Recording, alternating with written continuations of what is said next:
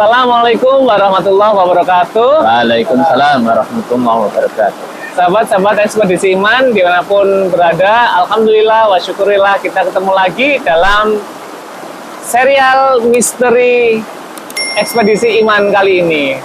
Alhamdulillah pada kali ini kita masih dengan anggota lengkap. Ya, izinkan kita kenalan lagi ya. Di sini ada saya Pandu, kemudian ada Ustadz kita, ada Ustadz Mizan, ada rekan kita Pak Isom gitu ya. Oke. Nah, pada semis hari ini kita akan mencoba membahas terkait dengan mitos gagak. Nah, apakah benar mitos gagak itu seperti yang memang beredar di masyarakat, bahwa gagak itu sebagai pertanda hal buruk, sebagai tanda kematian, sebagai tanda suatu kesialan akan datang. Nah, mari kita bahas terkait dengan gagak ini dari sudut pandang Islam begitu. Nah, Ustadz, terkait dengan mitos-mitos yang beredar terkait burung gagak, Ustaz, yang membawa kabar buruk, kesialan, berita kematian dan sebagainya itu, dalam Islam, khususnya di Al-Quran, apakah diceritakan atau bagaimanakah sebenarnya posisinya burung gagak itu dalam Quran, Ustaz? Assalamualaikum warahmatullahi wabarakatuh. Waalaikumsalam warahmatullahi wabarakatuh.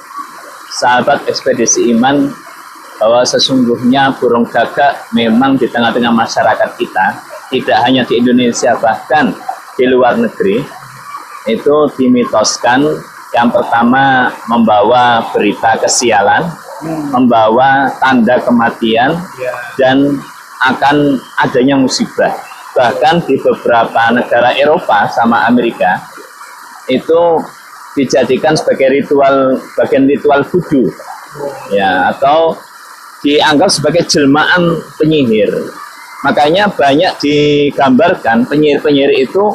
Di sini ada burungnya burung gagak, yang memang dari segi penampakannya burung gagak itu bulunya semuanya berwarna hitam dan besar. Ya. Nah, itu satu hal terkait dengan mitos yang beredar. Maka bagaimana kemudian posisi burung gagak di dalam Islam sendiri? Nah, di dalam Al-Quran memang diceritakan tentang burung gagak. Misalnya dalam surat Al-Ma'idah ayat 31, Allah menyatakan faba'athallahu ghuraban yabhatsu fil ardi liyuriyahu kaifa yuwari sawata akhi.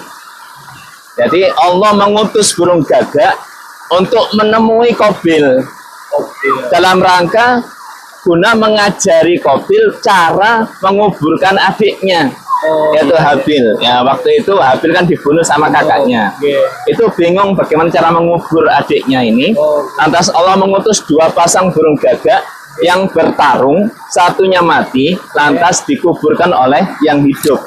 Dari situ kemudian Qabil mendapat petunjuk untuk menguburkan adiknya Habil ini. Jadi di situ posisi burung gagak diposisikan, Allah memberikan petunjuk kepada Qabil melalui burung gagak. Yang kedua, terkait dengan mitos. Maka Rasulullah mengatakan dalam Islam itu wala adwa, wala tiaroh, wala hama. Jadi tidak ada penyakit menular, tidak ada tiaroh. Tiaroh itu burung yang membawa kabar ini sial atau untung. Wala hama, tidak ada dalam Islam itu burung hantu yang dianggap bawa kesialan. Nah, jadi anggapan-anggapan burung tertentu, burung gagak atau burung hantu itu membawa berita baik atau membawa berita buruk, itu tidak ada nilainya di dalam Islam. Ya, nah itu yang patut kita perhatikan, sehingga kesialan, sesuatu yang untung, sesuatu yang memberikan manfaat itu kembali kepada apa yang telah digariskan oleh Allah Subhanahu wa Ta'ala kepada hamba-hambanya. Baik. Nah, kemudian burung gagak itu sebenarnya bagaimana ya Ustaz ya untuk melihat itu? Apakah ya hanya burung aja berarti ya Ustaz ya? Kurang lebihnya memang seperti itu. Baik. Pak Isom, mungkin ada tambahan Pak Isom? Ya, saya pinjemin mic dulu Pak Isom. Nah, baik Ustaz, saya juga ingin tanya ini, atau kita tanggapannya bagaimana terkait kalau kita itu ya di masyarakat itu terkenal burung gagak.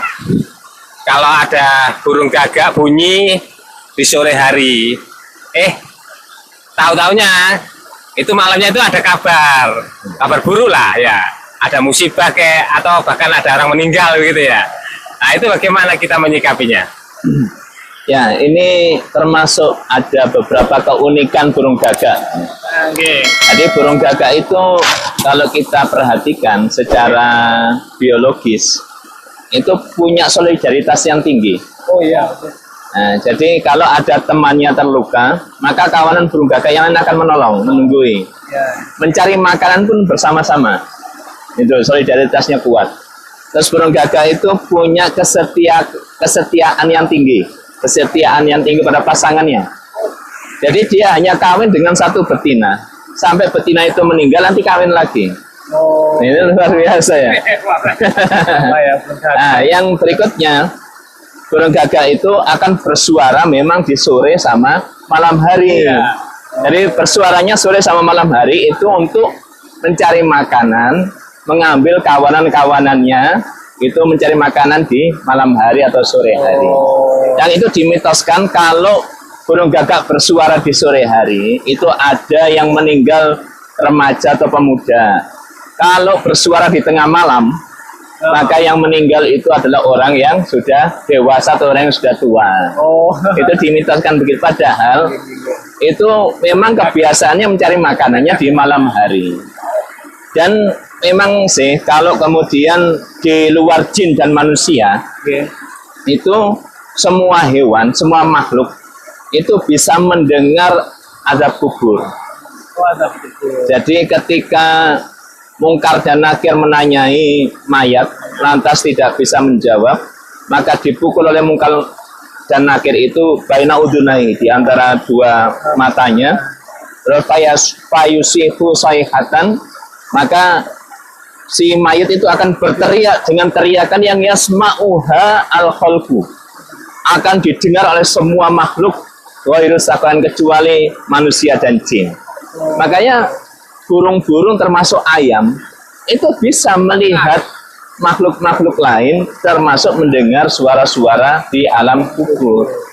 Makanya termasuk ayam itu kalau berkokok ya jam dini hari itu karena melihat malaikat turun ya di sepertiga malam terakhir. Nah, termasuk burung itu bisa melihat makhluk-makhluk lain. Jadi tidak ada kaitannya dengan berita sial maupun berita keuntungan atau kemanfaatan. Nah, kalaupun ada burung gagak yang bisa memberi petunjuk pada Qabil, itu karena diutus Allah untuk beri petunjuk pada Qabil, bacalah mengubur saudaranya. Jadi kalau ada kematian seseorang yang kebetulan malam harinya atau sore harinya ada suara burung gagak, ya itu hal yang lumrah. Burung gagak bersuara sore dan malam hari. Yang jelas adalah yang pertama, kita harus meyakini kematian, kehidupan seseorang itu ditentukan oleh Allah.